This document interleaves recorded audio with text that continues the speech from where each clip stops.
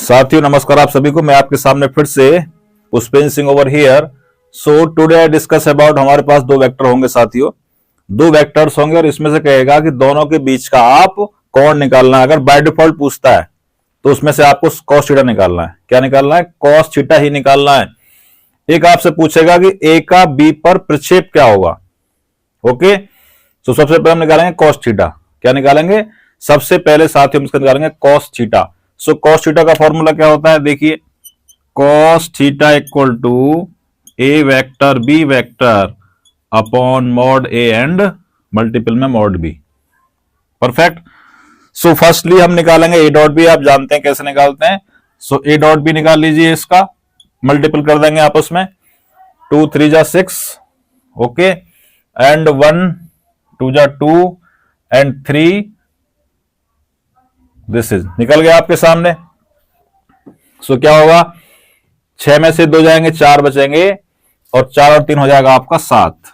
So we have A vector B vector equal to 7। Okay, now we have to need mod A. Mod A कैसे निकालते हैं? Every coefficient का नियतांक का square करेंगे root के अंदर। सो मॉड ए निकाल दीजिए यहां से फटाफट से। मॉड ए निकाल दीजिए। कैसे निकालेंगे? 2 का स्क्वायर 4 हो जाएगा, 2 का स्क्वायर 4, 1 का स्क्वायर 1 प्लस 3 का स्क्वायर 9। सो मेरे पास आ चुका है 14। अगेन हम मॉड भी निकालेंगे यहां से। ओके, यहां से निकाल लीजिए। 3 का स्क्वायर क्या हो जाएगा आपका? 3 का स्क्वायर 9 हो जाएगा साथियों, प्लस माइनस 2 का स्क्वायर 4 हो जाएगा, प्लस 1 का स्क्वायर 1 ही रहेगा। Now mod B equal to again 14। Okay, ठीक है, इधर आ जाइए। So cos theta equal to formula बोलता है A dot B, A vector dot B vector. क्या माना है इसका मेरे पास? 7। परफेक्ट। 7 अपॉन मॉड ए का मान कितना है मेरे पास? 14 इंटू 14। दोनों की मल्टीपल करेंगे आपस में, क्या हो जाएगा? 14 ही बचेगा। ठीक है, 7 से हमारा 14 कितने टाइम कटेगा? 1/2। 1/2 जो मान होता है साथियों वो होता है cos 60 का। कितने का होता है? cos 60 का। सो मैं यहां पे लिख सकता हूं cos theta is equal to cos 60 degree. So theta equal to 60 degree. और दूसरा आंसर है इसका थीटा इक्वल टू π/3। दोनों में से जो चाहो उस आंसर को आप यहां पे डिस्प्ले कर सकते हैं। नोट करिए इसको साथियों। चलते रहिए आगे। बी पे आइए। देखिए, इसका बड़ा सिंपल है फॉर्मूला याद करने का तरीका। अगर पूछता है ए का बी पर प्रक्षेप, तो इसका फॉर्मूला होता है, अगर हम निकालेंगे क्या?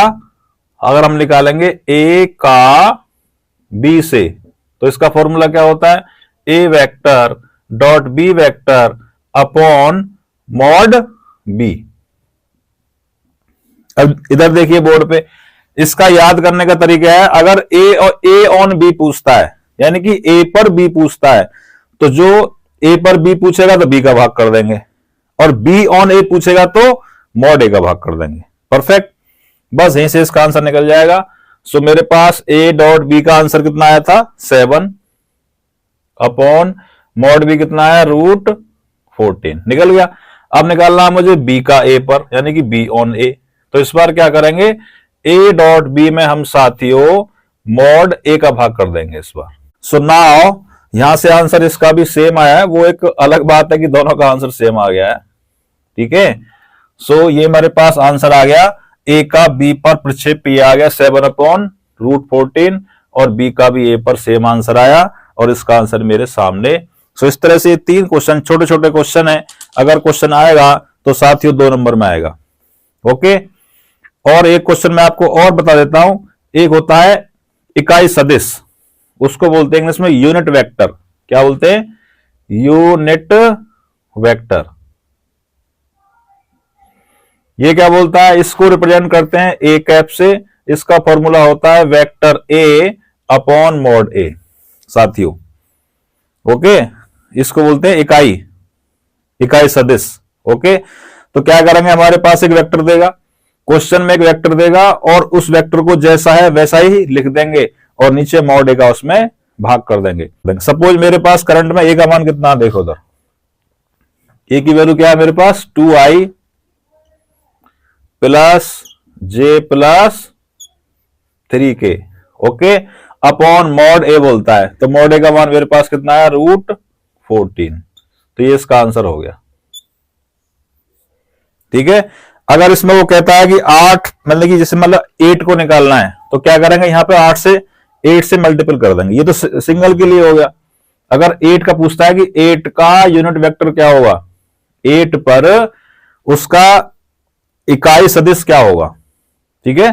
तो क्या करेंगे 8 से मल्टीपल कर देंगे इसमें, 8 की से मल्टीपल करेंगे, 8 दूनी 16, 8 एकन 8, 8 तिया 24। अगर ऐसे पूछता है तो, और सिंपल पूछता है इकाई सदिश तो सिंपल कर देंगे। 8 पर पूछता है, 10 पे पूछता है, 12 पूछता है तो उसमें इसमें मल्टीपल कर देंगे। ओके, सो आज के लिए इतना। जो फर्स्ट टाइम देख रहे हैं प्लीज को सब्सक्राइब करेंगे और अपने दोस्तों में शेयर करना साथियों। आई थिंक आपका यूपी बोर्ड वालों का जो एग्जाम है आई थिंक 3 मार्च का है या उसके आसपास है, तो उससे पहले आप इसको कर लेंगे। Thank you very much.